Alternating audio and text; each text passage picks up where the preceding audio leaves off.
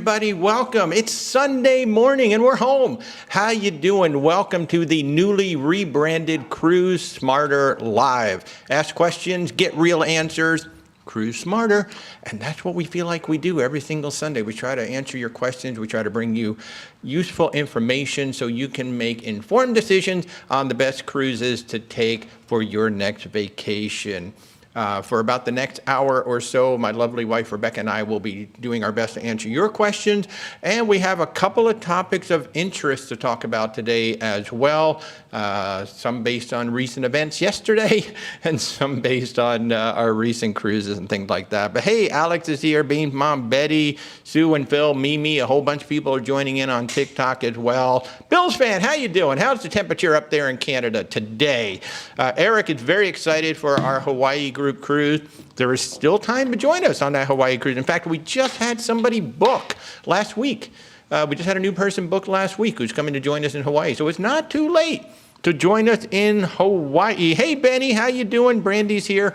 How is everybody doing? So again, this is the newly rebranded. We're trying to bring in topics every week now so we can kind of have a focus on the show. Of course, we're going to continue answering all of your questions, but now we're going to try to focus in on some topics and just try to bring a little bit of structure to the show, because I do tend to go all crazy, right? But we're actually home today. Next Sunday, we will not be back because we're actually going to be traveling back from Miami up to Orlando. Maybe we'll do an evening show or something next Sunday. But next Sunday, we're actually going to be getting off the Scarlet Lady, yeah. Going on Scarlet Lady this week. So first question of the day is anybody going out on a cruise soon? What cruise are you going out on? We're going to be on the Scarlet Lady for the Fire and Sunset Soiree Wednesday to Sunday. It's the Virgin Voyages Top 100 cruise. All of the top 100 sales agents from North America were invited to come on the ship. So we're going to be on there for a couple of days and celebrating with our other folks. This is our third year in a row that we were a top 100 sales agent in North America. It's going to be very interesting in 2026.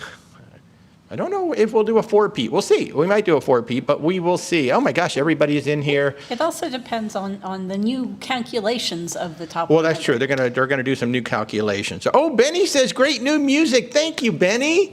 I was hoping people would like that. I kind of like that little jazzy music. For those of you on TikTok, you didn't get a chance to hear the music, so go over to YouTube a little later and get a chance to listen in on that. Let's see. John says only 285 days till he flies to Rome. Love it. Sit, stay, sail. Has 234 days until your British Isles cruise. I love it. I love it. 31 days to Hawaii. Absolutely. And somebody is hopefully cruising on Virgin Voyages from San Juan on Saturday. Any word if you'll be good to go? Yes, so great thing to talk about right off the bat. The FAA lifted all restrictions as of midnight this morning. So as of midnight this morning, all the restrictions were lifted. Now, of course, there were a ton of flights canceled yesterday, especially JetBlue. JetBlue has a lot of, I didn't realize how many flights they have into the Caribbean. So if you're not flying to San Juan until Saturday, then things should be good by then, But if you're flying today, tomorrow, maybe even Tuesday, going into the Caribbean or flying out of the Caribbean, you're definitely going to want to check with your airline just because of all that mess that happened yesterday when, without warning, suddenly the FAA just said, no, can't fly. Everybody's like, wait, what? And one of the things that Virgin Voyages did very nicely yesterday is they are offering 100% cruise credit for anybody who could not make it to San Juan yesterday. The ship still went out, the cruise still happened, and they did have to modify. I heard from somebody on the ship that they did have to modify the itinerary on the ship. I think it's the Valiant Lady. But Virgin Voyages said, hey, if you can't make it to San Juan, we're going to give you 100% of voyage credit, and I think that was absolutely fantastic. Michelle has 59 days until she's sailing the Caribbean Circle. I love it. I love it. Brandy going out of Philly to Bermuda in June. Hey, we'll let you know how it is. Sue and Phil, Oceania to Antarctica in 42 days. They booked it 2 years ago, and it's finally around the corner. Right? Isn't it awesome when you book these cruises so long ago, and then you're like, oh my God, it's coming up. Yay, that's exciting. It's kind of It's how I exciting. feel about Hawaii. I know. Wow, we did start Hawaii, and it also with Alaska. You know, we booked that one so far in advance, and then it finally got here. And Italy is finally starting to creep up on us now too. So we just booked our flights to Italy. So very, very excited. Rebecca, Alex says we have 101 days to Philly. What do you say? I have 102. 102. Alex, I'm sorry. That was not the answer we were looking for. I don't know. It just depends on how you do the math. Well, yeah, see, I have mine set to do like days, hours, minutes, so it may be. Yes. So, hey, good morning, Silver Librarian. How are you? Hey, if you're new to the channel, we invite you to like, subscribe, share, do all those wonderful things that social media likes for you to do. And especially if you have friends and family who are especially thinking about cruising, maybe they've never gone on a cruise or maybe they've never used a travel agent. I literally just picked up, I think, 10 brand new clients like within the past couple of weeks who have never used a travel agent. And they're like, yeah, we're not really sure what's this whole travel agent thing all about. And now that we're starting to work with them, we're like, oh my gosh, what were we waiting for? So we definitely invite you to share, let everybody know. And your referrals have been amazing. I can't thank you enough for all the referrals we've been getting of late. So thank you, thank you, thank you. Let's see, Fred. Hi, Fred, how are you? John got a good flight, Delta JFK direct to Rome. Yeah, what are we doing? We're flying. I think we fly to JFK. Orlando to JFK, Yeah. JFK to Rome. So we have a direct JFK to Rome too. First, we just got to get to JFK. Yeah, there's no direct flights from Orlando. So Peggy and Rana are going on the Disney Fantasy in 23 days. I love it. I love it. For any of you guys who are going on the Italy cruise, and I'm going to talk about the group cruises first, and I might as well start with the Italy cruise since we're kind of talking about it. We still have space on this cruise. Now, one of the things that did happen, we sold out of our group space room. So what that means is we don't have any more rooms at a group rate. We sold the last one right before Christmas, but there's still plenty of room on the ship, so if you would like to come along, I can book you at the current prevailing rates and then just simply move you into the group. So this is the Celebrity Constellation, October 23rd through November 2nd, 2026. That's this year. It's 10 nights Ravenna to Rome, essentially. We start in Ravenna, which is about 3.5 hours outside of Venice. We go to Split, Dubrovnik, Kotor, Messina, Salerno, Portofino, La Spezia, and then you end up in Civitavecchia. And Civitavecchia is your gateway up to Rome, about an hour or so up to Rome. And then about 8 of us are actually staying on the ship. Instead of exiting the ship, we're going to do a back-to-back because the back-to-back is a transatlantic, 15 days across to San Juan. And we're going to be making stops in Valencia, Cartagena, Malaga, Tangier, and St. Martin before we get to San Juan. It's going to be a full 25 days. A full 25 days.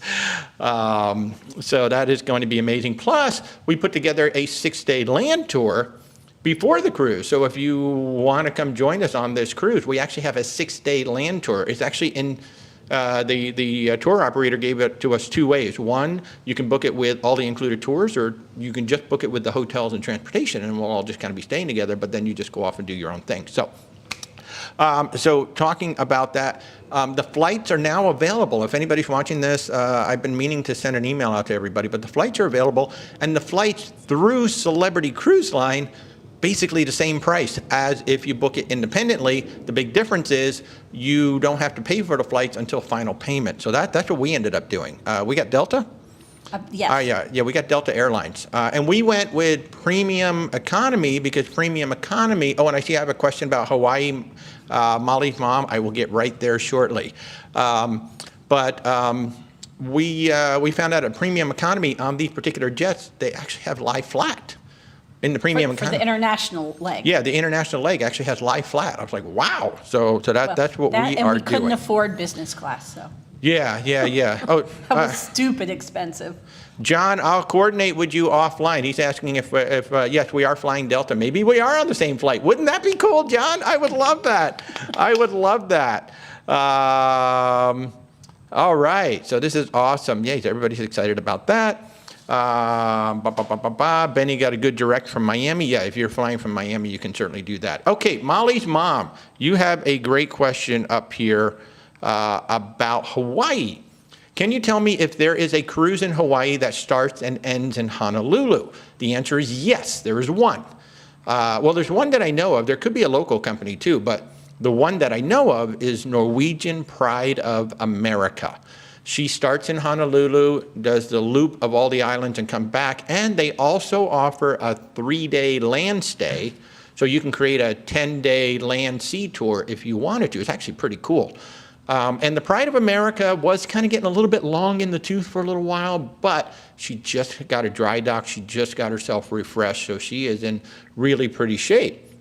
So yeah, so if you'd like to talk about that one, yeah, so you fly to Honolulu, and then the ship is going to do the loop around the island. So, and then somebody's asking, how do you book a cruise with me? That's super easy. You're watching on TikTok. If you go to my profile, there is a link to contact me, or you just simply go to where'swaltertravel.com and click on contact us, and you just set up an appointment with me. Every new client especially, and even with all my returning clients most of the time, we will do an intake call first. I've got to talk to you, I've got to get a little information about you, where you want to go, what kind of vacation style you want to do. And by the way, this is a cruise show, but we book all travel. So we can do land tours, hotels, flight, pretty much everything that you need. I will say about 75% of our clients book their own flights. So and we don't do flights and hotels as separate things, but as part of something. As part of a travel package, we will. So where's waltertravel.com? Wherever you're watching me, there are links either in my profile or in the description to our contact page. And all you have to do is just set up an appointment. It's that easy. I give you a call. Our services are truly 100% free. I surprised somebody yesterday. I was talking to a client, and her husband's like, so how much is all this going to cost? And I said, for you, nothing. I mean, you got to pay for the cruise. And he was like, really? So it's amazing to me how many, well, I guess it's not amazing because there are travel agents out there who do charge a fee. We do not. We charge, there's no consultation fee, there's no planning fee, there's no cancellation fee, there's no fees. So if you want to work with us, so. And this is contingent on you residing in North America or the Caribbean. Mm-hmm. If you're one of my great viewers from Europe, I do have somebody to refer you to. I can't book you, but I can refer you to somebody over in Europe who is phenomenal. John wants to know how the Christmas cruise was on Cunard. We're going to talk about that very shortly. Oh, a tipping question. This is going to be more for, I think, Rebecca, and maybe we'll throw this out. I honestly don't know this one. Okay, so you don't know this one either. Maybe somebody else will. We got a question. Never having had a butler.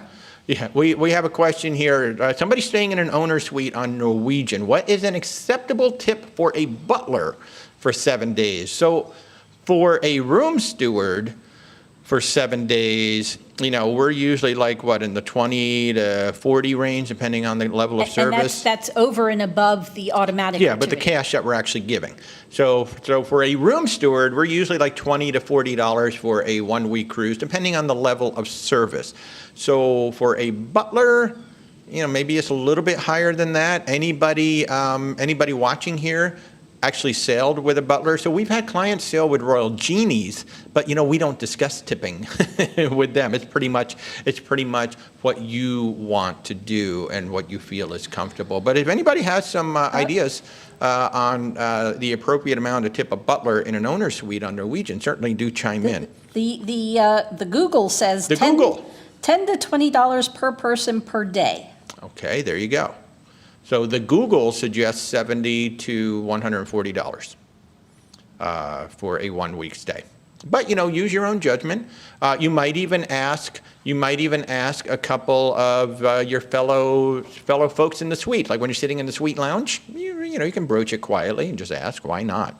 Mark wants to know the best way to monitor in case the price for your cruise drops. So Mark, very often, and this is one of the things that I'm very honest with my clients about. So price checking is a team sport when it comes to Where's Walter Travel. We are currently, let me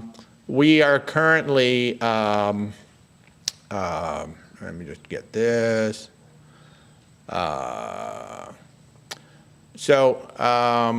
Can you mute that too? Okay. Yeah. I'm trying. So, yeah. And if I have to, I'll get it too. There we go. Mute. Okay. Got it. Got it.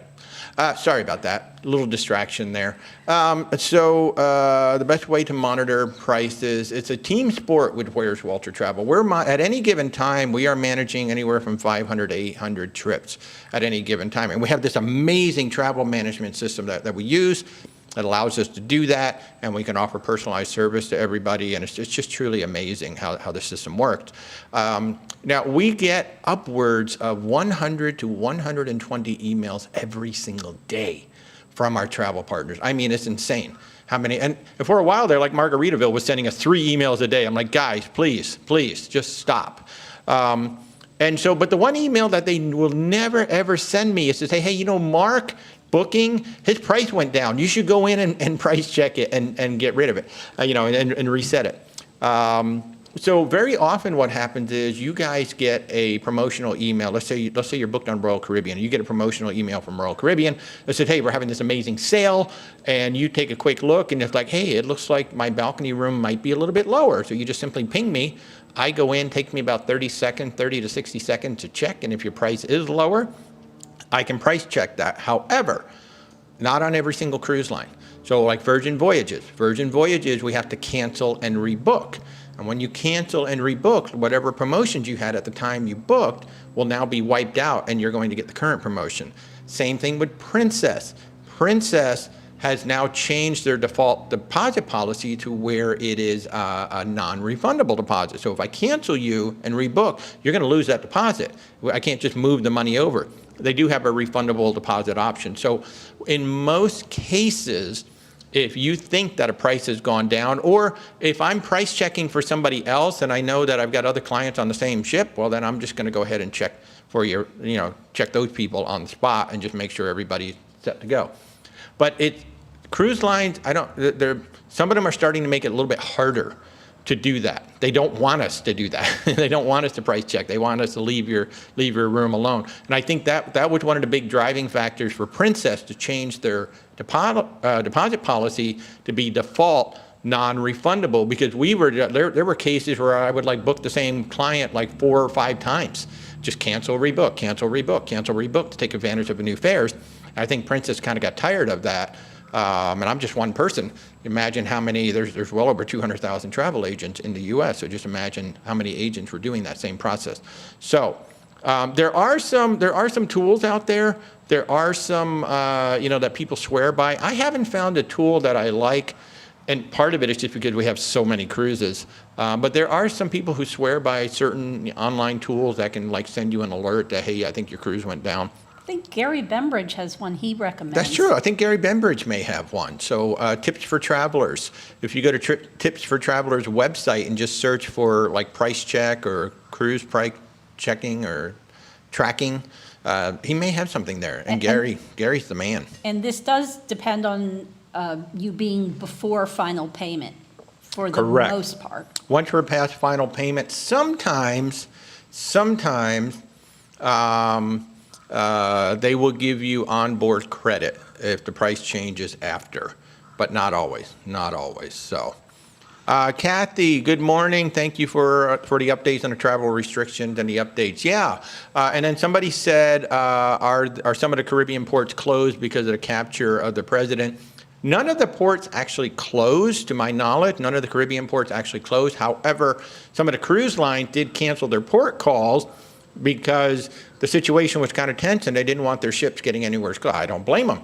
Those fighter jets can fly very, very fast and cover a lot of area, and they just didn't want their ships anywhere near the Navy or any of that. So while the ports didn't close, some of the ships did cancel their port calls. Yeah. And that was particularly applying to the ABC Islands because they're right off the coast of Venezuela. Yeah. So,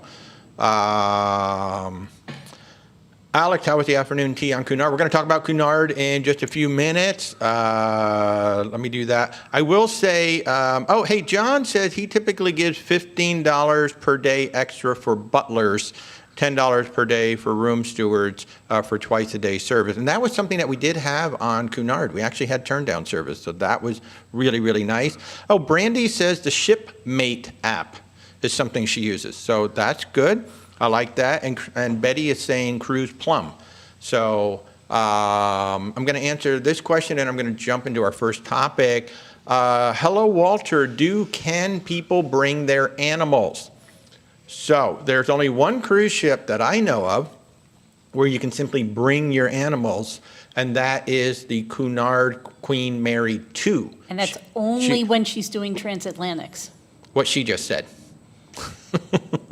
I'll just shut up now. Rebecca, why don't you take over for the rest of the show? And you can't. Come on over here. and they're in kennels too. You can't have them in your cabin. And they have like 16 kennels, and there's a certain limit to the size of them, and then you have to apply like really early to get them in because there's not many kennels. Beyond that, service animals. That's it, and it's pretty much service dogs, and that's it. These, emotional support animals, the cruise lines have been cracking down on that, so it's pretty much service dogs is really all I've been seeing on the ships. But yes, they are definitely welcome there. Well, service animals, they absolutely can bring them. Yeah, and we've seen them too. We've met some very nice service animals. Yeah, and oh my God, we met Ryder Christmas last year. Just an amazing dog. I love that dog. So, so now the first topic I did want to talk about is just because of everything that happened yesterday, which is travel insurance. I just want to touch on this real quickly. We've been talking about the Caribbean and the flights and all of that. We talk about travel insurance so much, and a lot of people, will just say, well, I don't need it. I'm healthy, I'm this, I'm that, but there's like so many things that are so beyond your control that can affect all this money that you spent on a trip. Let's just say you were supposed to be on the Valiant Lady yesterday. You couldn't fly to San Juan. Like if you were supposed to be flying in yesterday, you simply couldn't do it. And nobody knew that was coming. There wasn't even any warning. It was just the FAA said, hey, airspace is closed. So I think even if the flights were in the air, they had to turn around and come back. So, you don't need travel insurance until you need travel insurance. At the very least, get it through the cruise line. That's not my favorite thing to do because I don't think the cruise line insurance is the best, mainly because of the medical coverage. We use and we recommend a company called Allianz, a very good company, and we've been very impressed with the claim service that they've done with our clients. But there's also a website called insuremytrip.com, which is for the US, or insuremytrip.ca for those Canadians who are watching. And you can take a look on that website and just run all the parameters and see how much travel insurance is going to be. In general, it's Allianz, so it's ALLIANZ as in zebra, Allianz. And in general, Allianz is about 10% the cost of the cruise. That's just a really rough number.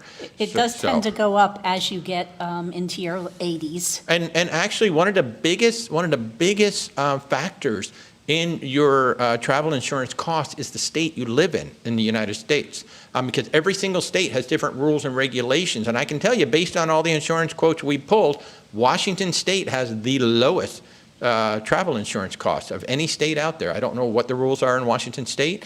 And of course, California and New York, I think they kind of compete for some of the highest out there. But it's not like this huge swing. It's not like, California is $3,000 and Washington is $200. No, it's just like a $100 difference. It's really not that much. But of course, your age comes into play, the cost of the travel, and then the state that you live in is a big factor just because of all the rules and regulations. So, and then there's something called annual insurance too.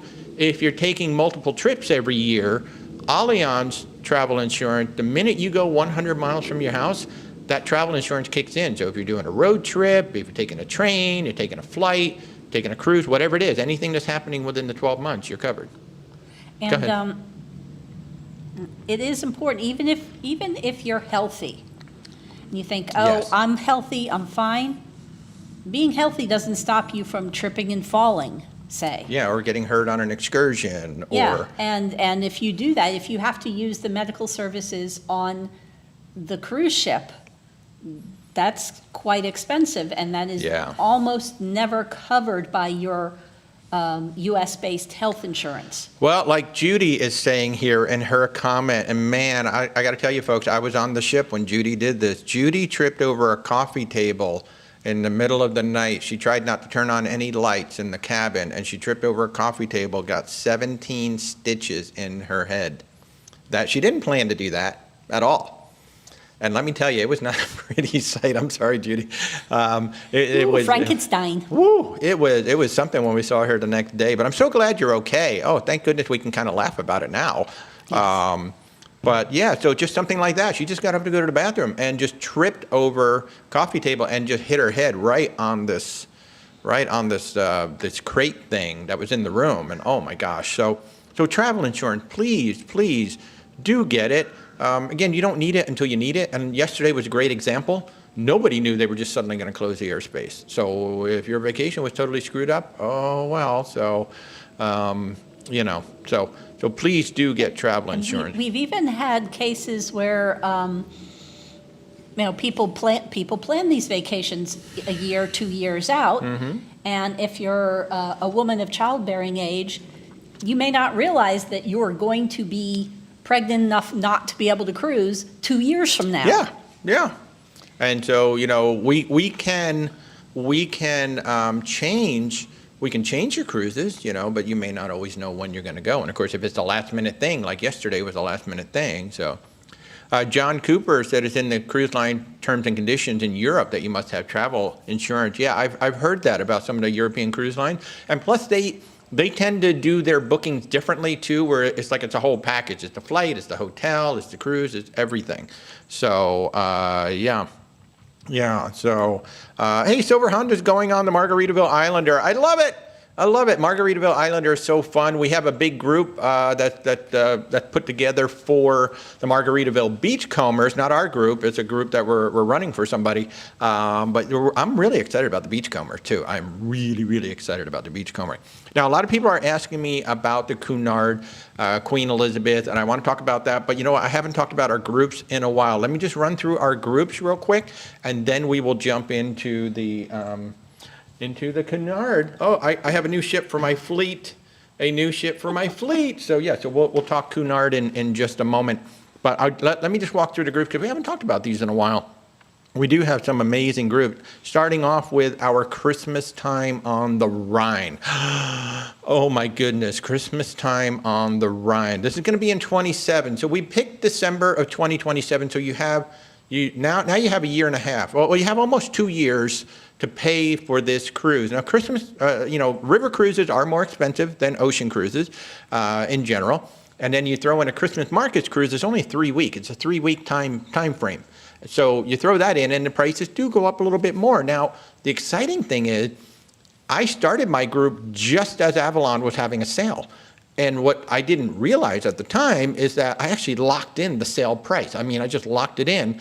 And unlike every other cruise line I've worked with, Avalon said, you can sell as many cabins as you want. Usually you say, well, I'm going to grab 20 cabins. And then when I run out of those 20 cabins, like I did in Celebrity, that's it. I can get more group cabins, but they're not going to be the same price. They're going to be a new price. With Avalon, they're like, you can sell out the whole ship. Go ahead. So this is December 7th through the 14th. 2027. We're going to start in Basel, Switzerland, and we're going to go to Frankfurt, Germany. So we're going to go north on the Rhine. And right now, because Avalon's prices keep going up, our rates are up to $700 per person below the current public rate. So that's like $1,400 savings, up to $1,400 savings for 2 guests in the room. Again, December 7th through the 14th is going to be on Avalon Waterways. We picked Avalon Waterways in particular because the bulk of the ship is this room called the Panorama Suite. There's no balconies on these ships. It's going to be December. Who's going to stand out on the balcony? But they do have these 11-foot, it's just a whole wall of glass. It's 11-foot wide by floor-to-ceiling glass that you can't open up if you want, turn it into a French balcony. But that's why we picked this ship. So December 7th through the 14th, 2027. As I run through these group cruises, you can simply go to where'swaltertravel.com, click on group travel. All of our groups are right there. I'm going to keep running through these. So that is Christmas Time on the Rhine. And as a reminder, Stephanie is coming. Stephanie Mullen is going to be joining us on the cruise. Very excited about this. She's very excited about this. So yay. So if you want to cruise with Stephanie on a river ship, we're all just so excited to be doing this one. We talked about it earlier. This one's coming up next month. In fact, in 1 month from today, we will be boarding the Emerald Princess in Los Angeles for a round trip to Hawaii. We're going to be doing 4 of the islands in Hawaii plus 10 sea days. So it's kind of like doing a transatlantic crossing or a trans-Pacific, but it's round trip. So you get 5 sea days on the way out, 5 sea days on the way back. We have to stop in Ensenada on the way back, but we're going to do Honolulu, Hilo, Kahulu, Kauai, and then Ensenada. Just an amazing cruise. We're going to be doing some whale watching. I'm doing a helicopter tour in Kauai. I cannot wait. I'm doing the Jurassic Park helicopter tour in Kauai. So this is going to be on the Emerald Princess. It's 16 days total. You can still join us if you'd like to. Like I said, we literally just booked somebody this past week who's coming to join us on this cruise. We had a nice group. I think we got now we have 16 or 18 people. I think it's 15. Yeah, 15, something like that. In fact, we're having a call today.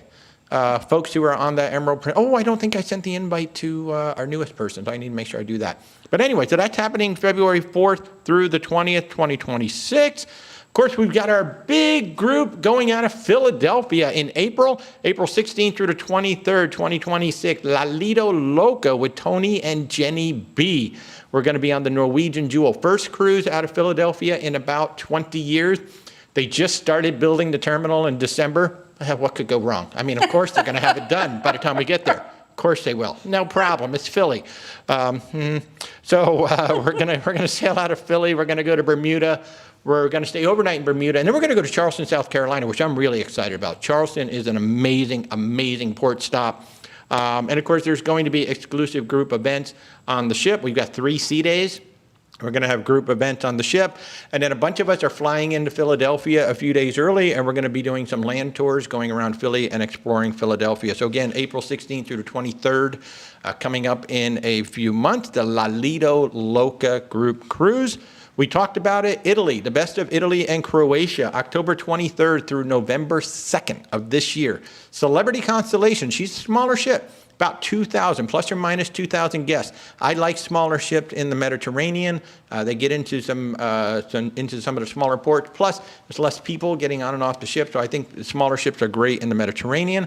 This will be 10 nights, essentially going from Venice around to Rome. So we'll start in Ravenna, which is about 3.5 hours outside of Venice.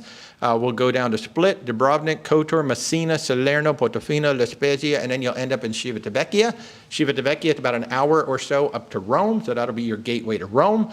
Then if anybody wants to stay on the ship, we're staying on the ship. We're going to do a back-to-back because there is a 15-day transatlantic coming all the way to San Juan. So again, that's October 23rd through November 2nd. And then my associate Mindy has an amazing cruise. She's doing Hawaii to Japan. So this is going to be November 22nd through December 12th. Again, 2026 of this year. This will be on the Sapphire Princess. 19 total days, 6 ports. It's going to be amazing. You're going to start out in Los Angeles. Then you're going to go to Hawaii. You're going to go to Maui, Kilo, Kona, Honolulu, Willy, maybe. I think that's how you say it. And then you're going to take a shot up to Tokyo, where the cruise will actually end in Tokyo. And if you want to, you can do a back-to-back on the Sapphire. Then of course, she's going to do a trip around Japan as well. But what an amazing trip. November 22nd through December 12th, 2026. This is the Sapphire Princess from Los Angeles around Hawaii up to Tokyo. What? It's going to be absolutely amazing.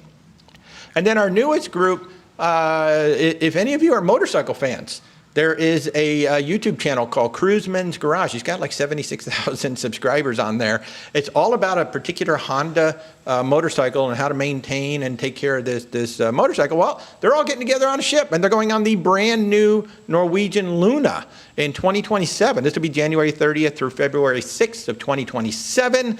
It's going to be a Western Caribbean, Roatan, Harvest Key, Costa Maya, Cozumel out of Miami on the brand spanking new Norwegian Luna. We do have some group rates. I think we've got 11 cabins left at group rates on this particular sailing. So Cruiseman's Garage, one of our newest partners with Where's Walter Travel. I'm so honored. In fact, I got to get his logo up there, but I'm so honored that so many folks want to work with us. So so Cruiseman's Garage, they're going to do a motorcycle cruise. There's no plan to actually ride a motorcycle on any of the ports. They just kind of want to get together. on this one, and then see how this one goes, and then maybe on the next one we might like try to set up a cruise that has like motorcycle stops, at every port. So that'll be a lot of fun. So. Silver Honda wants to know, what's the new beach resort in the Bahamas that you have to pay extra for a drink package? So I believe you're talking about the Royal Caribbean Beach Club. The Royal Beach Club, I think is what they call it. And so this is, if you've been into Nassau, there's that lighthouse on your left, and then there's that long spit of land. And that's what Royal Caribbean turned a lot of that into the Royal Beach Club. And so that is basically, think of that as an excursion that's a resort for a day. That's basically what it is. It's not like Coco Cay. It's not included like Coco Cay. It's a paid excursion. And I noticed that what's really cool, you don't have to take any land transportation to go around. They have these big, basically they're tender boats that they've made them look really, really nice. So you're just going to take the boat across from the pier straight over to the Royal Beach Club. And it is an all-inclusive, pay one fee. The drinks are included, the food is included. It looks gorgeous. So it's right in Nassau. They're building another one in Cozumel, and they're building one over in Santorini as well. So that's where they're being built. But the one in Bahamas, I know they did the ribbon cutting on it. I don't know if they welcomed the first guests yet. I think they did, but I know they did the ribbon cutting. I follow Mark Walker, who is a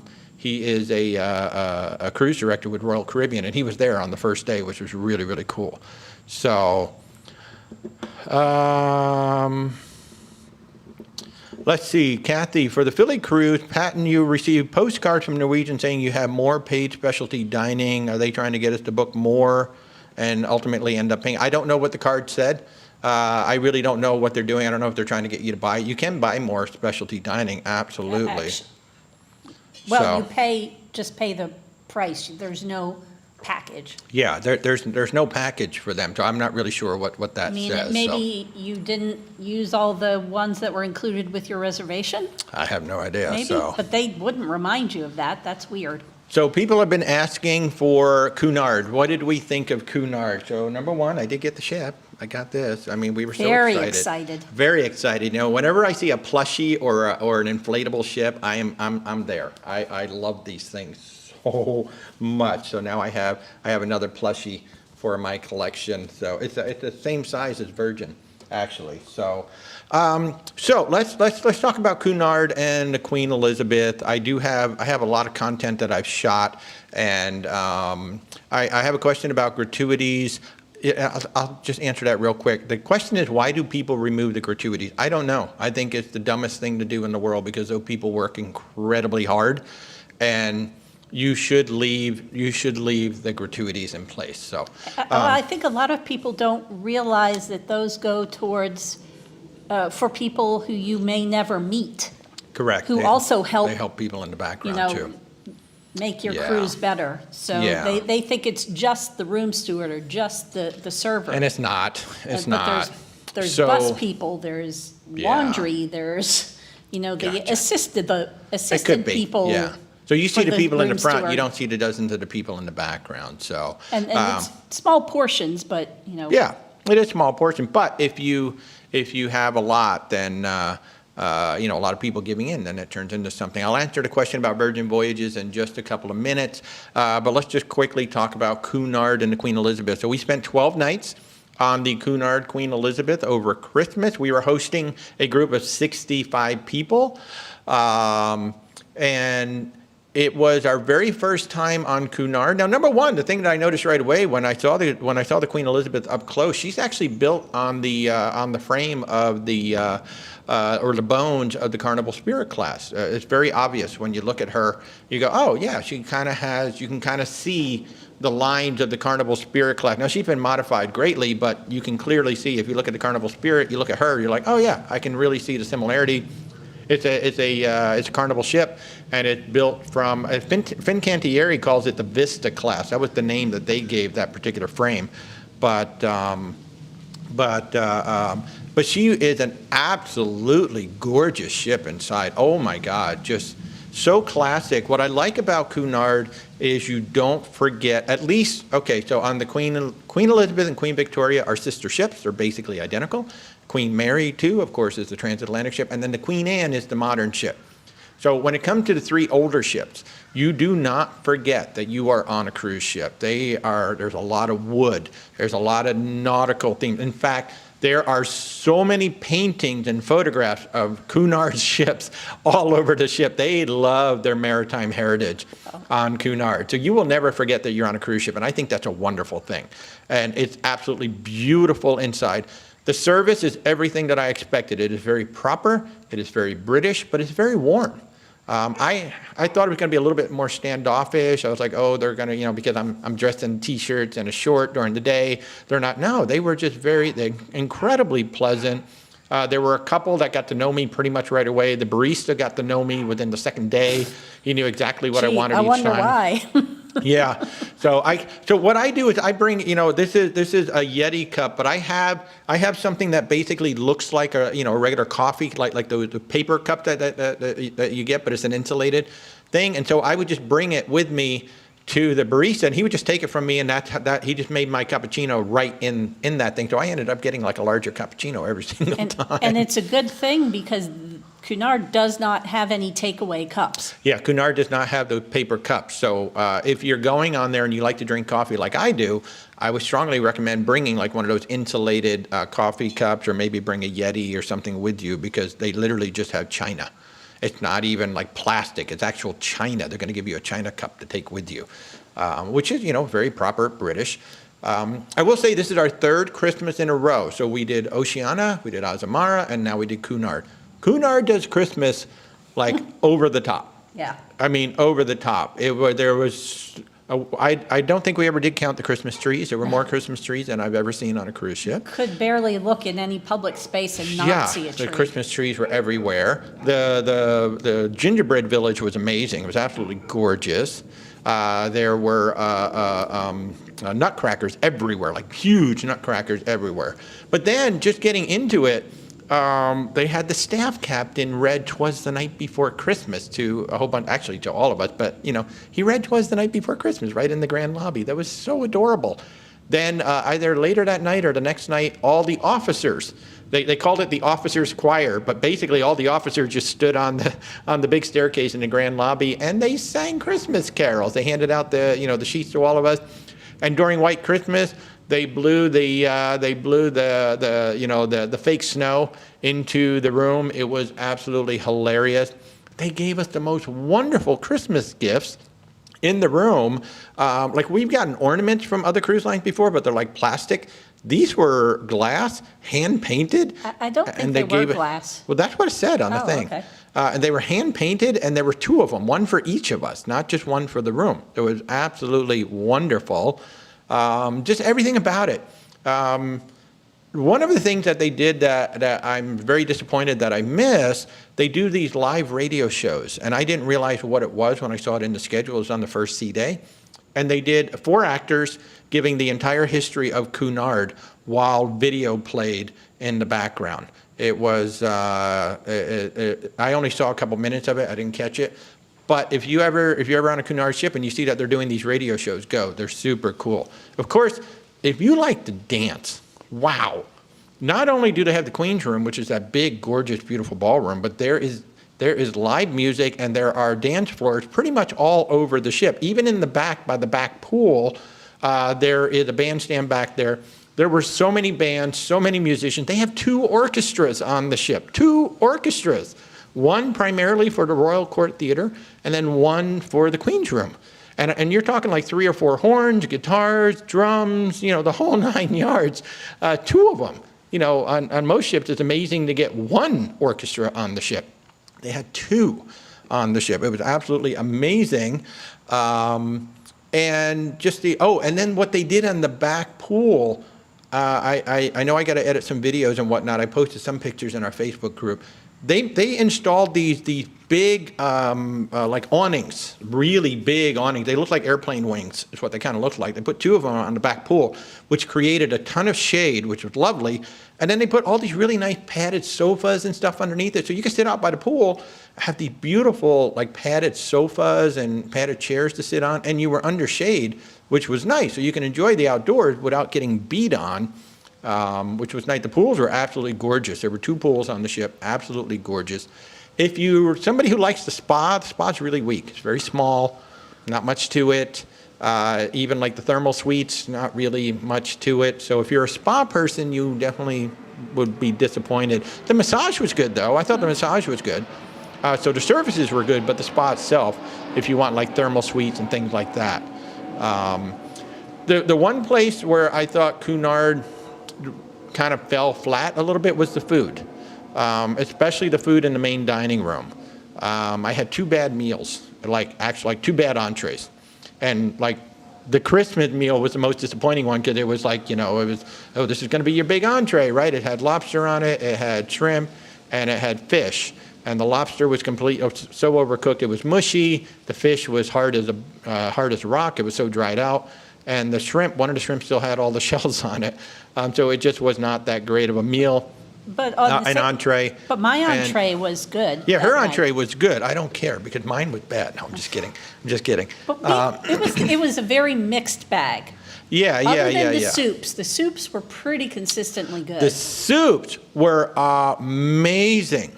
Oh my goodness, the soups were amazing. I don't know who the soup chef was on that sailing, but some of the best soups I've ever had, period. Just forget about a cruise ship. They were just amazing soups. And then I had another entree that I paid for that, again, the lobster just did not come out good on it. Overall, the food, we didn't go hungry.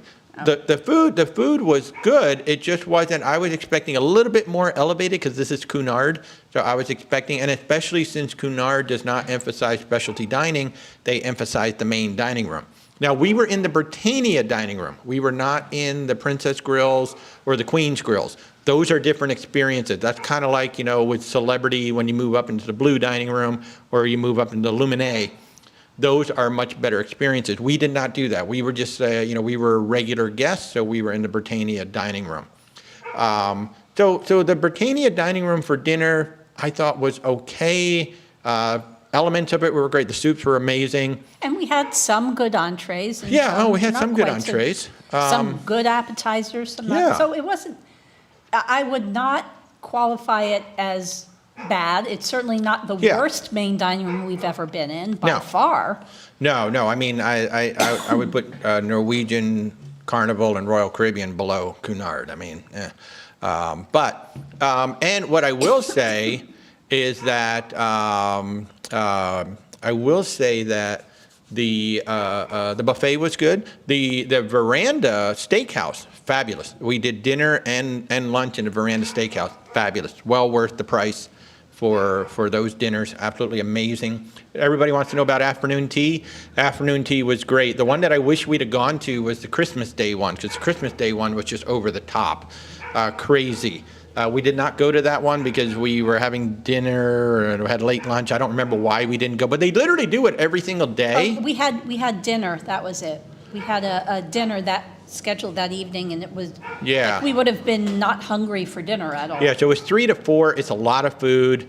It is very proper. They don't do what some of the cruise lines are now like they bring out all the teas and you get to choose the tea and this, that. It's just straight up English black tea. Yeah, was it black tea? I think it was black tea. So it was really, really good. So I will say we only made it once. I know. We only made it once over 12 days. I was very sad. I did try and go one other day. Very sad. But it was a sea day, and I got there, it starts at 3 o'clock. I got there like a minute before, and it was already every single table was full. Oh, yeah, no, you had to be lined up at like 2:30 to go on. Packed. Yeah. If you're going to do Cunard afternoon tea on a sea day, you got to be in the room at least 30 days early, and you got to be seated at a table minutes. At least 30 minutes early. At least 30 minutes early so that you're going to get a table, because otherwise you're not going to. So Rebecca went literally like right before it started. There was no way she was going to get a table. All right, I'm going to go back and answer some questions. That's pretty much Cunard. Would I recommend Cunard? Yes, I would absolutely recommend it, and yes, I would go back. I didn't even talk about the theater. Real quick, the theater, one of the most beautiful theaters I have ever seen on a cruise ship. Her sister Victoria has basically the same theater. They have actual boxes on the side that you can rent a box. A bellhop will bring you down. They give you some champagne. They give you a set of desserts, one for the one set. for the box, even though there were two of us. I thought that was kind of silly. But still, the experience of having your own box, not having to worry about finding a seat, not having people squishing up against you. It was lovely. And they had the show Come From Away. Wow. That's all I can say. That was an amazing show. Amazing show. I always wanted to see it on Broadway. It was coming to Atlanta when we moved out of Atlanta, so I'm so glad we finally got a chance to see it. The cast, amazing. It was every bit as good as a Broadway show. Every bit as good as a Broadway show. And it was fun because on disembarkation day, some of the cast were assisting in the disembarkation, so we had time to chat with some of them. It was very cool to have them. They were kind of like, just kind of shepherding us or just kind of babysitting us so we wouldn't rush the gangway. But the guy who played Bob, oh my God, he was such a lovely person. So, okay, so I'm going to get back to some of the questions now on TikTok. I see, would Virgin be a good cruise line for a 20-year anniversary? Absolutely. Virgin is a good cruise line for anything. If you are young at heart, maybe you're tired of being nickel and dime for everything, and you just don't want any kids on the ship because you got to be 18 years old just to get on. Some of the cons now, they've come out with all these new shows, and now people are queuing up like up to an hour early to get into the shows because there's no reservations for the show, so you do have to queue up. The Manor only holds about 250, 260 people. The Red Room, which is the main theater, only holds like 460, 480 people, so you got a ship of 2,700 people. There's not enough room for everybody, so people are queuing up early. That's the big con for Virgin Voyages right now, but the food is great, service is fabulous. The pools are small, but people just don't seem to care. So service is great, food is great, entertainment is great. It's the only cruise line I know of that has a drag queen. In fact, we're going to see Carlos this week. It's going to be our 4th time sailing with a woman named Carlos, so I'm very excited about that on Scarlet Lady this week. So, so Peggy, can I provide a link for the insulated takeaway cup? Peggy, I can send you a link later. In fact, Peggy, why don't you send me an email? I'll send it back to you. I'll add that. We do have, if you go to where'swaltertravel.com, I think it's under more, we have travel accessories. It might be in there. I have a whole page of like things that we like. In fact, I've got some things sitting here that we're going to talk about before the show wraps up. We're going to show you some of our favorite things. In fact, Rebecca, could you grab that? I'll show it while we're doing that. So, let's see. What other questions do I'm going really quick. Hey, Megan, how are you? Good to see you. What cruise lines go to Key West? Oh, great question, Nick. Margaritaville at sea. Margaritaville Islander goes there. Celebrity goes there. Virgin Voyages goes there. American Cruise Lines goes there. Those are the ones that I know of offhand. I think there may be a few more, like Silver Sea, Azamara, Oceania, some of them go there. But on a regular basis, like if you go on Virgin Voyages, Fire and Sunset Soiree, every single 4-day voyage, it goes to Key West. We're going to Key West on Saturday, I think it is. So we're going to be in Key West on Saturday. So there's a bunch of them that do it. It's generally on the short cruises usually, but sometimes longer. Like we were just looking at an Explorer Journeys that goes to Key West. And I think there's some, not everyone, but some of the Celebrity Reflection short ones will go there. Yeah, I said Celebrity. Okay. Yeah. I'm sorry, I left Do the I room. know if Norwegian out of Puerto Rico today is delayed because of the flight cancellations? I doubt it. I think the cruise is going to go as scheduled. The flights getting into Puerto Rico and getting out of Puerto Rico, because so many things were canceled yesterday, there may be delays getting in and out, but the ship will go as scheduled. They may hold a little bit, but they need to get out of there because there'll be another ship coming in tomorrow. So they may delay a couple hours to get out of there, but every minute that they delay leaving the pier is a lot of money that the cruise line has to spend. I've been told it's something like around $10,000 like every half hour that a ship stays tied to the pier. So they're not going to stay that long. Now, Virgin Voyages did offer 100% cruise credit if you can't get to San Juan. The Valiant Lady went out yesterday and they said, if you can't get here, we're going to give you 100% cruise credit so you can come on the ship another day, which I thought was absolutely fabulous. I don't know what other people are doing, but I thought that was absolutely fabulous that they did that. So, okay, let me see what else I've got there. What's my favorite Christmas cruise? Looks like Cunard. I think overall, I think it's Azamara. It's actually my favorite one so far. Azamara just did, Azamara did so many deck parties. I think we had 5 deck parties over the course, because, we have White Night, which is a deck party. But then, of course, we had Christmas, we had New Year's, Day. That's the thing that I did miss this time. If I did it again, I would make sure that we do Christmas and New Year's, because getting off the ship on the 30th and coming home, that was kind of a bummer. I wish we were on the ship. Plus, we have World War III going on here, the entire day of New Year's Eve. It's really loud. Yeah, I can't love all the legal fireworks in Florida. So that's the one thing that I would do differently next time. But I think overall, Azamara was actually my favorite Christmas one, and mainly because the entertainment staff, the Christmas show that they put on was just by far the best one that we've seen on any cruise ship. It was kind of like, let's put together a little High School Musical ourselves. Now, they said that they came up with it themselves, whether they did or not. The cruise director did say that on all the ship, they come up with their own shows for Christmas. And it was just adorable. It was fun. It was hilarious.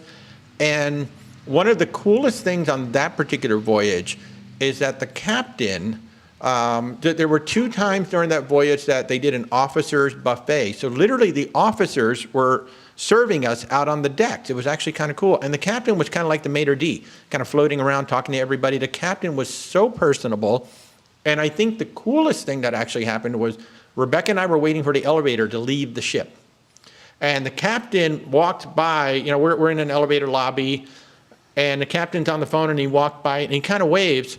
And then suddenly he backs up, puts the phone down, and looks at us and goes, "Did you guys have a good time?" We said, "Yes, we did." He goes, "Great, safe travels home." And I was just like, wow, the captain actually stopped, came back. The other cool thing was, at all of the ports, the captain and the officers were at the bottom of the gangway for like the first 30 minutes, just, welcoming everybody as we left the ship, saying, "Have a great time out on the port." So I think overall, my favorite Christmas cruise was actually Azamara.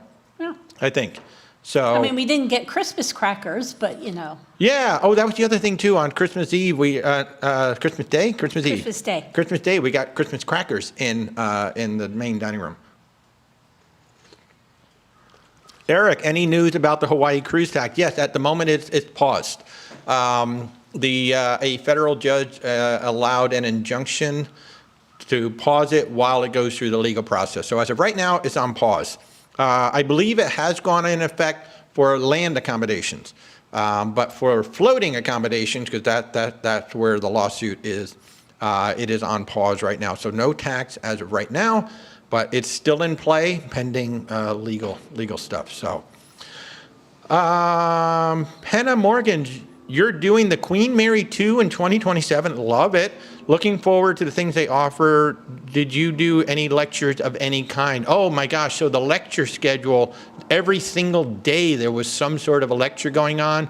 Like I said, they had the radio show that they did twice during the cruise. One of them was the history of Cunard, which if they're doing that on your ship, please go see that. It looks amazing. And then the second one they did was a murder mystery. It was kind of like a Scooby-Doo-ish, right? It wasn't like serious murder mystery. It was fun. It was hokey. And even at the end they said, and I would have gotten away with it if it wasn't for that meddling, inspector or whatever it was. I was like, okay, yeah, this was like a total Scooby-Doo. So it was really cute.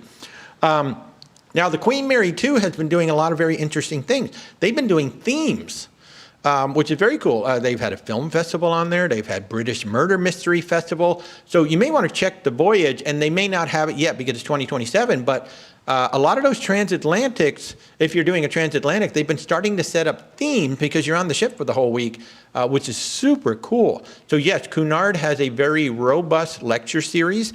They have a very robust live entertainment series as well. So be sure to check that out. And of course, a lot of games, you got your trivia and things like that going on as well. You're going to have a great time. The lecturers we had one guy who talked quite a lot on pirates in the Caribbean. Another guy who was kind of talking about relationships and talking to other people. Yeah. And then a former butler to the royal Royal family. Butler. We saw one of those talks. He talked about the whole talk with a build up to he got a chance to dance with the Queen.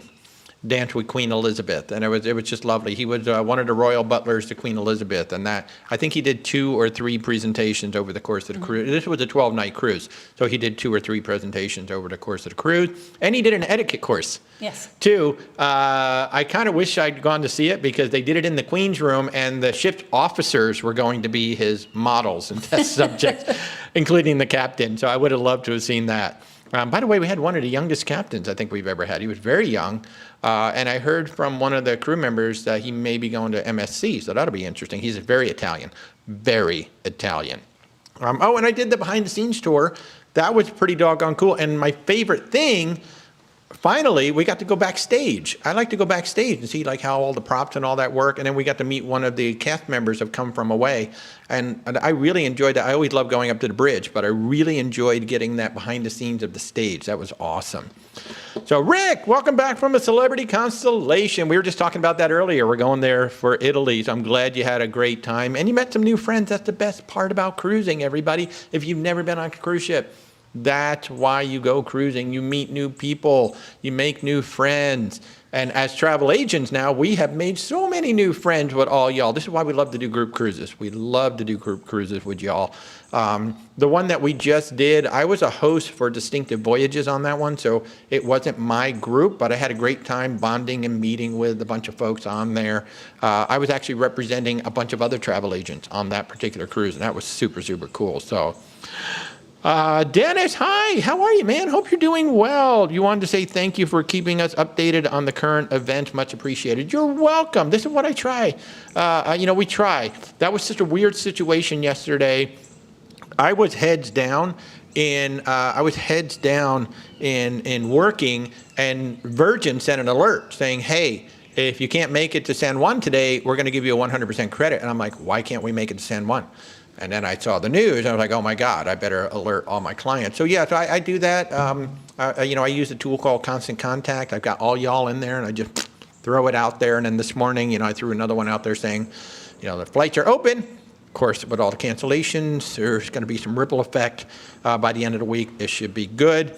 Kurt, how are you? Oh, you like the name change? I meant to ask everybody earlier in the show, but we're kind of rebranding the show Cruise Smarter Live. Ask questions, get real answers, Cruise Smarter. Curious if you guys like it. We've been doing this for almost 3 years now. We've done well over 200 live streams on Sundays. I've done over 100 live streams on Thursdays with my travel partners. I'm just kind of curious if you're liking the new name, Cruise Smarter Live. Ooh, that's a prop plane. I don't see it. But do you like the new name? Does that kind of work? Cruise Smarter Live? I kind of like it. And I'm really loving this new platform that we're using. I know some of you have commented on the YouTube side and the Facebook side that, wow, it looks really nice now. So, yes, I'm really loving this new platform that we're doing. So, did I miss anybody's? I'm trying to make sure I didn't miss anybody's questions. I think I'm all caught up now on that. Did I miss anybody on TikTok? All right. Oh, yeah, you love Carlos. If you have not cruised with a woman named Carlos on Virgin Voyages, you have not lived. Oh, my God. A woman named Carlos. I know a woman named Carlos kind of intimidates a lot of people because she can be intense. She's very loud and she's very out there, but she's also just a lovely human being. We accidentally had dinner with Carlos's alter ego one evening in Gun Bay, and just absolutely love it. So I'm really looking forward to seeing Carlos this week. Kathy, any good deals on cruises out of Florida? Yes. Okay. Oh, okay. Should I expound it? Yeah. No, there's always good deals on cruises out of Florida. It just depends on when do you want to go, where do you want to go, what do you consider a good deal, what kind of cruise do you want to go on, what cruise line do you want to go on. So yeah, no, there's always deals, and then we have access to a lot of group rates, like on Royal Caribbean, especially. Our travel consortium grabs rooms as soon as they go on sale. So very often I have access to group rates. Just recently I booked, so like Royal Caribbean had interiors for like $2,800, and I was able to book it for $1,900 because we had a group rate sitting there. So I just grabbed it. And so yeah, no, there's a lot of good deals. It's just where do you want to go? When do you want to go? Which cruise lines do you want to go on? Certainly reach out. If you want to just reach out, where's waltertravel.com. You're watching on TikTok, so there in my profile, there are links. in my profile, so you can just simply go there and set up an appointment. Our services are truly 100% free. We don't charge any fees.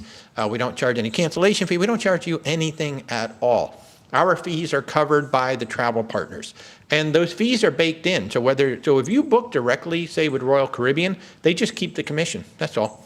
But if you book with us, you're supporting a small business, and you're getting, a direct service. I think one of the best reasons to work with a travel agent is the fact that we work for you. We don't work for the cruise lines. And when you call a cruise line, especially when you call them, their job to make sure you do not hang up the phone, you do not leave without booking a cruise. Whether it's the right cruise for you or not, their job is to make sure you book it. Whereas my job is to make sure I put you on the right ship and the right itinerary. I don't care which cruise line it is. I work with over 50 cruise lines, river and ocean and expedition. I just want to make sure I put you on the right ship and the right itinerary. Other cruise lines won't say, like if you call Royal Caribbean, they're not going to say, hey, the Norwegian Aqua actually has a better itinerary. They're not going to say that. But I will. I'll tell you which one to actually go on that worked best for the type of vacation that you're going on. And I especially love it when a client comes to us with like, I think I want to go on this cruise and that ship and da-da-da. And then we do a little research and we're like, well, did you know that based on what we talked about, there's this other ship and this other itinerary that you didn't mention, but it literally checked off every single box and a little bit more. And we're like, oh. And so we end up introducing our clients to especially the cruise lines that maybe they wouldn't have considered. Virgin Voyages is at the top of that list. I've sent so many clients on the Virgin Voyages that it wasn't even on their radar. They weren't even thinking about it. But I send them on there, and then they come back, and they're like, oh, my God, I booked another one while I was on the ship. So, hey, Cousin Leroy, how you doing, Michael? It's good to see you. Good to see you. Thanks so much for tuning in. We're doing very well. I hope everybody else is doing well. Oh, good. Everybody's liking the new name. Thank you. MJ, Walter's an amazing travel agent. Thank you. That's very kind of you. I appreciate that. Knock on wood, we've been doing this just over 3 years. We are now one of the top agencies in KHM Travel Group, which is our host out of Cleveland, Ohio. I'm one of the top agents, and our agency, Where's Walter Travel, is now one of the top agencies there as well. Plus now we've got Corey and Mindy working with us. I'm so proud of them. They're building their businesses with us. So there will be times when you're going to set up an appointment with me, but you may get a call from Corey or Mindy. Instead, we're all working as a well-oiled team, and of course Rebecca is helping all of us with with the research and whatnot. Oh, MJ just joined KHM. Yay, love it, love it, love it. You love watching me on TikTok and YouTube at the same time. That must be kind of weird. There must be a little bit of a delay on one or the other. Okay, so we do have one more topic that we want to talk about today, and it's some of our favorite things. And I actually wanted to throw this out there to you guys as well. What are some of the things that it's like, oh, I have to take this every time I go on a cruise or every time I travel? What are some of like the little gadgets, some of the little things that you guys take? We're going to show you some of our favorite things. And a lot of these are, if you go to where'swaltertravel.com and you go to more accessories, a lot of these things are in there. I've got to add a few of them there, but there are links to a lot of these items in there as well. So I'm going to start right off with what Judy and Benny bought immediately after Judy hurt herself. These are motion sensor night lights. And what's really great about them is they're magnetic. So most cruise ships are steel, right? There's all steel walls and stuff. So you can just stick them on the wall, or you can just stick them on the shelves. And let's see, will they just turn on? Yeah. Here you can kind of see the light. So here it is off, and there it is on. Now these are motion sensor. So we have one in the room, and then we have one in the bathroom. So we don't have to go turning on the lights in the middle of the night. These are USB rechargeable. They're absolutely fabulous. Well, we've had these for years now. These are absolutely fabulous. Well, those are actually the new pair because we left one behind at one point. So there you go. So that's what it looks like on, and here it is off. So motion sensor night lights. These are absolutely amazing. I know these are on my website in the thing, and again, they're magnetic. You just stick them on the wall, or you just stick them on a shelf. These are absolutely fabulous. In the middle of the night, you don't have to go turning on the lights. Look how small they are. They're just a little tiny. They fit right in my hand. Really, really small. So these little night lights, you're going to find those in the accessories tab. Now, the other biggie, because cruise ships go all over the world, and they always have European plugs, right? So they got European plugs on them, and then some of them have multi types of plugs. So in a lot of the cruises, especially the older ships, they might only have like one U.S. power outlet, maybe two. And we all have a lot of devices now. So getting these converters gives you extra power in a room. Now, this one is just set up for EU. This is just the EU plug, but as you can see, it's got, it can turn it into 3 outlets, and then it's got USB. Which may not be allowed on Royal Caribbean. Yeah, that may not be allowed. This one has 4 different settings on it. So I've got EU, UK, Australia, US. I could have actually used this one on Cunard. Cunard had the UK, so that's the UK right there, that plug. But this one, you can do different. So there's the EU, and then what is this? This is Australia. I didn't know Australia had something different, so Australia got something different. But anyway, having the power adapters are big on a cruise ship because all of them have at least the EU one on the ship. So at least you can get yourself some extra power. So get yourself some power converters so you can get yourself a little extra power on the ship. Luggage tags. These plastic luggage tags with a steel ring. Because, you print these out at home, and if you're like us, you may have an inkjet printer, so the ink is just going to smear and run all over the place.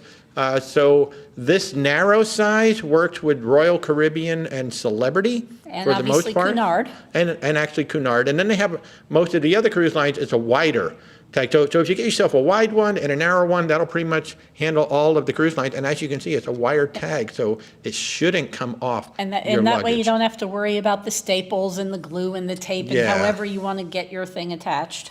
Yeah, so just on that. So these luggage tags are absolutely fabulous. Now, I did talk about the coffee cup earlier. Here it is. It is a company, here's the name of it. COSDDI is what it is. And so, yeah, as you can see, it looks just like a regular coffee cup, but it's insulated. This will keep the coffee hot for, I don't know, a good 2 hours or so. So even if I have somebody make a cappuccino and they make it into a cup, just pour it on into here. And now I've got my coffee cup to walk around the ship. And the version he has there has a little grippy center on it. So yeah, this has a little grippy center because it can get hot sometimes on the outside. So it's got a little grippy center. So the little coffee cup is fabulous on a cruise ship. I have one for home and I got one to take on a cruise. So and obviously we also use refillable water bottles, which will refill at the buffet and just have water. So no need there's no reason to buy water. water bottles. Think about how much money you're spending buying water bottles. For the cost of one water bottle, you can buy a refillable one and just take it with you on every cruise. They're really, really great. So another thing I've gotten recently is one of these big power bricks. This is a 100-watt power brick.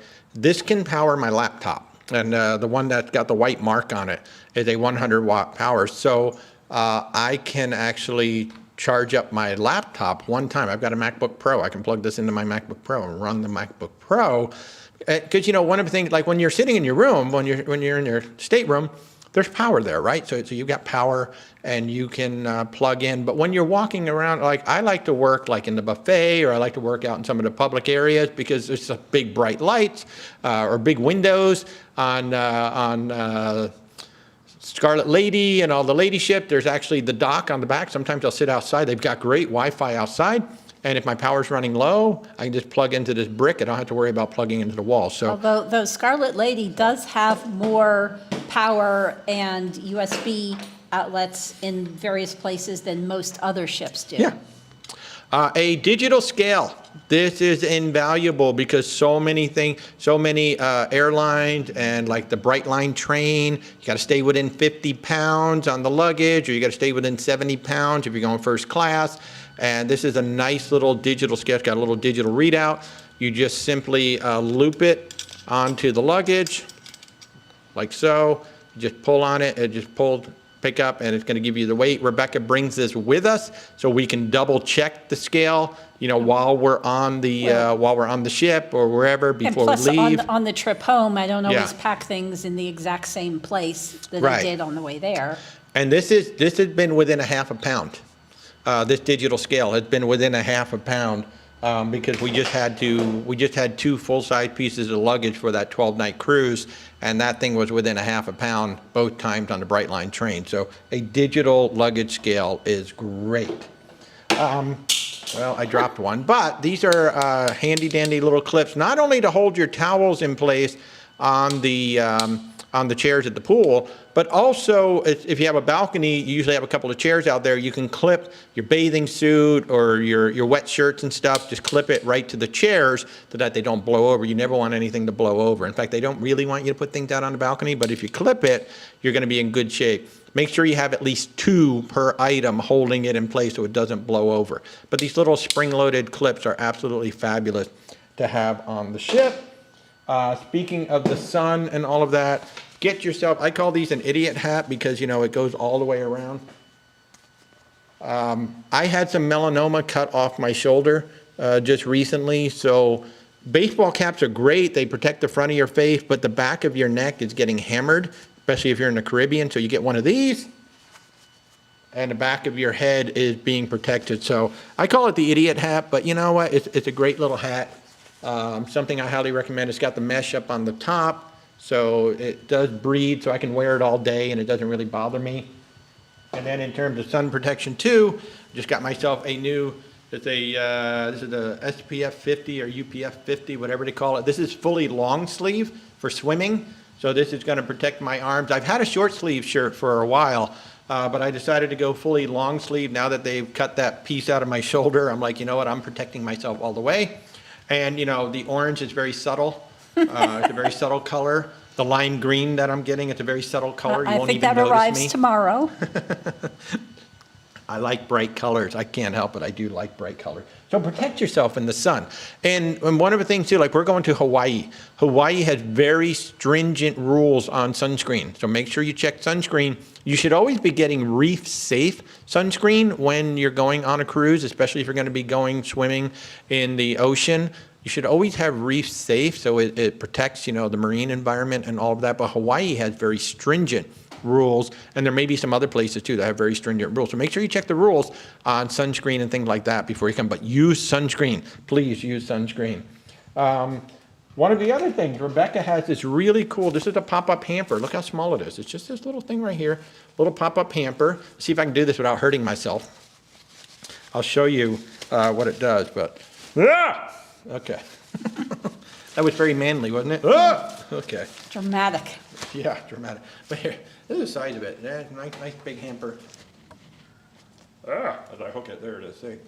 So it's a nice big hamper to hold onto your clothes, but it collapses down into that very small. Nice place to put your dirty clothes when you're done with them. Yeah, so it's nice to have a little hamper like that, would you? But of course, you don't want to bring something that's really big, so it just pops right open. So that's really good. You know what? We forgot to bring out the thing with all the USB ports. Oh yeah, my hub. Yeah. That's very handy. Now, for those of you who bring laptops, I found this super cool little bag. I loved it. Look how small this is. It's like a little briefcase. Because I always walk around with my backpack, and that gets kind of big. But this will hold a nice 15-inch laptop in there. I can put the mouse right here. I got my notebook right here. I got all my pens right up here. So this is actually because I have to work on the ships. I bring this with me, and this is my little laptop bag that I use on the ship. So if you happen to be one of those people like me who has to do work on a ship, a smaller laptop bag so you're not always bringing your backpack everywhere. The backpack kind of gets old after a while. Then everybody always wants to know what I shoot with in terms of video. So I used to use GoPro. I got rid of the GoPros because they just break down and they don't last very long, and the batteries don't last very long. So I switched over recently. This is something called a DJI Action 5. It's what this is. It looks just like a GoPro, but it is not. The image quality is better. The battery life is almost 2 hours all by itself. And what I do is I'll plug in a brick into the side of it because it has a little USB port over here on the side, which you may or may not be able to see. But I'll plug a brick in here. I've run this for over 9 hours on a cruise. This is how I film all those wonderful natural sound scenes from a cruise ship. You know, the wake, the balcony, all of that. This is how I film it. A nor'easter. Yeah, the nor'easter. And this is a floating handle. If you're going to be shooting anywhere around water, get a floating handle, because if you drop this, it's going down like a brick. But this is a floating handle with a nice bright yellow top on it, so it'll be seen in the water. So yeah, so if you're taking this out anywhere near water, plus it has a nice little grip on it too. It's a nice rubber grip on it. So the Action Pro 5 is the one that I have. The DJI Action 5 is that camera. And then the camera that I use on the ship, and this is the one that gets the most comments when I'm walking around the ship. This is called a DJI Osmo Pocket 3. There it is on the side. So what this basically is, it's a drone camera that is mounted on top of this little stick. And so it's actually, I'll turn it around so you can see the camera better.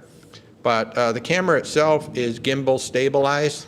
I can use the joystick on the back here to move it around, point it up and down and all that. And then if I want to shoot in selfie mode, all I have to do is just tap the screen and the camera will spin around and point at me. The thing I really love about it, let me put it back to me.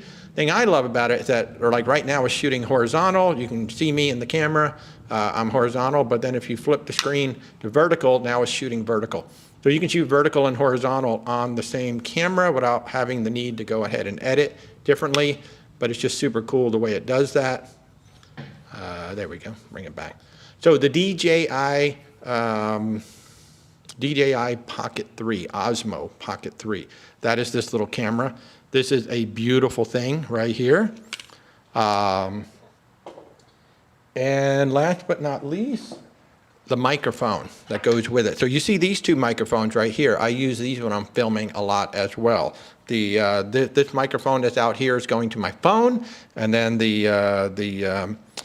who is this? This is the Rode microphone that's going to the camera. But DJI makes a whole series of wireless microphones, including this little bitty guy. Look how small that is, little bitty guy. So this microphone works with the Osmo Pocket 3 and with the Action 5. This one can too. I can actually sync that one over there as well. But the microphone is actually, if you're starting to create content, the microphone is more important than the camera. Because if I can't hear you well, I'm not going to watch the video. As long as you've got good audio, people will stay with it. If you've got bad audio, it doesn't matter how good the video is, people are going to turn off just because I can't. It's really annoying when the audio is not good. So definitely get yourself a good quality wireless microphone. And you can see how well they sound. I mean, I've been talking to you all day with the same microphones that I use, especially those of you watching me on TikTok. You're hearing me with that same microphone that I use. The other thing about these microphones, I can be up to 200 feet away from the device. So, especially on a cruise ship, you can do some really fun things, where like you can put the camera like way down the other end of the ship and then just come walking up to it or whatnot. Or, you know, if you're kind of getting separated or you got a big space, you're trying to demonstrate how big the space is, you can go all the way away and demonstrate how big the space is and yet still be able to hear you. So, Tracy, you're going to Australia next month. You didn't even think about the power adapters, right? Nobody does. And you know, you're going to Australia, but on a cruise ship, every cruise ship, except maybe, I don't know about American Cruise Line, but all the major cruise ships, they at the very least, you know, they have the EU. You know, they have this EU in there. Now, Cunard surprised me by having the UK. I guess it shouldn't have surprised me, but they had the UK, which is where this little guy comes in, real nice with the multiple. I said to Rebecca, oh, I wish we'd have brought it, because you can see the UK is three prongs, and the EU is just 2 prongs. So let's see, there we go. So if I'd have had this with us, we would have had yet another power. But the room happened to have a lot of power just because they had tea kettles. So they did have some extra power in the room, which was actually kind of nice. Yeah, so that's some of our favorite things right there that I wanted to share with you guys. And I just love it. It's really the number one thing, if you take nothing away, these night lights. These night lights are just so amazing. The first time you use these in a room, you're going to be like, why did I never have these night lights? Motion sensor night lights that are magnetic and they can stick to the wall. And even if they're not magnetic, you just put them on a little shelf or something. They're fabulous. Put one in the bathroom, put one out in the room. You don't have to turn the lights on in the middle of the night. It's so fabulous. So if you took nothing away from today's show, night lights. Just ask Judy. Just ask Judy. Oh, poor Judy. So. But, I mean, it may not matter if you're young and you don't have to get up in the middle of the night, but. Right. Yeah. John, maybe we should do a live stream. John is saying that he could teach a master class on packing. That sounds like a fun Thursday night show, John.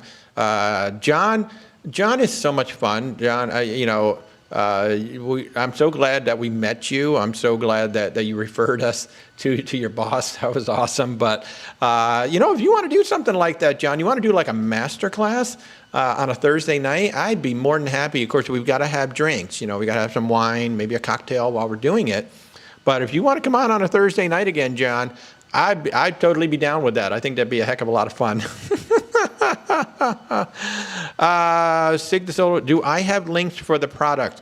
I have links for some of the products on my website, where'swaltertravel.com. If you go to accessories, I'm going to go in there, and by the end of the day today, I will have links for everything that I showed you on there. But I do have links for a bunch of this stuff, just not every last little thing. But this handle, you could just look up, if you're looking for the floating handle, look up GoPro floating handle. Like literally, you could literally search for that. Because there's a whole bunch of them. This just happened to be the one. Yeah, in fact, this one has an extension on it too. It has like a 3-foot extension that goes onto it as well. And even though it's not being used on the GoPro accessories, for the most part, will work with his DJI camera. That's right, yeah. So this DJI camera, this is a GoPro handle with the DJI camera. I didn't even point that out.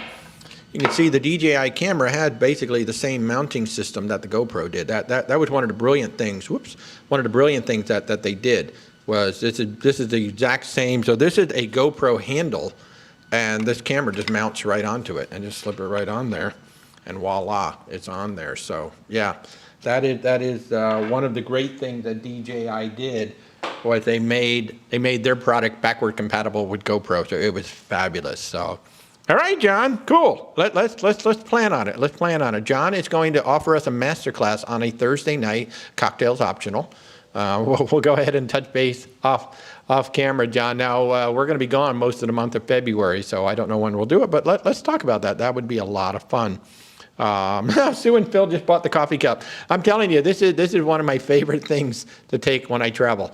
I take this all the time when I travel. And almost every barista, the first time they see it in my hand, they're like, you want me to just make it in there? And then they just take it and they make the drink right in there for me. Although it is easy enough just to pour your drink in there if they're not going to do that. Yeah, so I love that coffee cup. The coffee cup, the night lights, the power converters, the scale, and the brick. Those are the things I love. There's one more little thing too here. I just wanted to point out, because we're traveling so long, I'm just nervous that during a power outage, like if there's an extended power outage, I'm just so nervous that like maybe the freezer's going to pop open because it doesn't have all that suction and whatnot going on it. So this is a very basic child lock that I just bought that we can stick on the freezer when we're gone. And basically just lock the freezer door in place, so there's no way that freezer door is going to open in the event of a power outage. It'll make sure that door stays closed. And the same thing with I can do the same thing with the refrigerator. So if you're doing a lot of long-term traveling, like we're going to be gone for a month twice this year, I can put this on the freezer and have peace of mind that freezer is not going to pop open. And then there is also another nice trick that we learned, from all the Floridians who go through hurricanes, is you take a plastic cup of water or and you freeze it and then put a penny on top. And so that way, if you come home and even if it's frozen, if the penny's on the bottom, at some point the freezer was out long enough for the everything to liquid defrost. to link. So the penny sinks. And your food may or may not be good because it's completely defrosted and then refroze. So just take a cup, freeze the water, put the penny on top, throw it in the freezer, which we'll probably do during that extended trip. Yeah. And that will tell us whether the power was out for an extended period of time. So yeah, it's just a simple little trick that we learned from fellow Floridians down here. It's a great little tip. So, so there you go. That is the first of the new Cruise Smarter Live. I hope you enjoyed it. I definitely had some fun. You guys asked a lot of great questions. It's nice to have some topics, and we already have a topic lined up for the next time we all get together. Now, as I said, we will not be live next Sunday. Well, we might be live late next Sunday. We won't be live at this time next Sunday because we'll be on the train coming back from Miami, from the Scarlet Lady. So, somebody just asked the last question there, do we book a room in the middle of the ship all the time? The answer is no, we don't. Most of the time we book in the back third of the ship, and whenever we can, we book the very, very back of the ship. I love the wake. So for our 16-night Hawaii cruise, we have an aft view looking straight back. So we tend to book the back third. I like the back of the ship more. You know, the middle of the ship's fine, but I actually like the back of the ship more. That's just me. And for the Cunard cruise, we didn't pick that. We were assigned the Right. cabin because of the distinctive voyage thing, but that was in the front of the ship. That was the other thing. Actually, I forgot to mention that about the Cunard cruise. We were in the very front of the ship. We were just literally like 8 cabins back from the bridge on deck 8. And I was a little concerned. You know, I was a little bit concerned because, you know, we haven't been way up in the front. It's 12 days. I'm like, well, how much motion are we going to get? It was actually really smooth. I know they put the stabilizers out from time to time, but it was a very smooth ride up front. But my favorite spot, my 2 favorite cabins are either the very last one on the 2 sides in the back or the very, very back. And the reason why I like generally that last cabin in the very back, I like being able to look forward and you can really see the movement of the ship. One, you can see the ship going up and down. But 2, you're like when she's turning, you're like, oh, wow, yeah, we're really making a hard turn. I really like, you get a real sense of where the ship is going when you're way in the back. Are we making a turn? Are we going straight? Are we really bouncing up and down? Because, I mean, you can really see that horizon just bouncing up and down from the very back. So I like to be in the back third of the ship is where I like to be. The other good thing about being in either the front or the back is if you're on a ship with 3 sets of public elevator banks, the middle elevator bank is always the busiest. So it's way less busy in the front and the back banks. Usually, yeah. Yeah, I mean, not all the time, but in general. Right. All right. So, and Judy Snow said, and remember, the food is in the back. For the most part, yes, the buffet is going to be back there, and very often the main dining room is in the back of the ship as well. Not all the time, but very often those are in the back as well. So another good reason to be in the back. So, folks, I hope you enjoyed the new format, Cruise Smarter Live. Ask questions, get real answers, Cruise Smarter. That sounds like a real show. So thanks so much for tuning in. Watch your feeds. We may come up later in the day next Sunday just because we're going to be home later. But if not, this will be the new format. And pretty soon, we're headed off to Hawaii. I'm very excited about that. And first 31 Disneyland. days. 31 days. So Well, folks. We're leaving before then. Yes. That's the cruise is in 31 So days. wherever you are in this amazing world, thank you so much for tuning in to the new format, and we will see you soon. Have an awesome rest of your Sunday, everybody.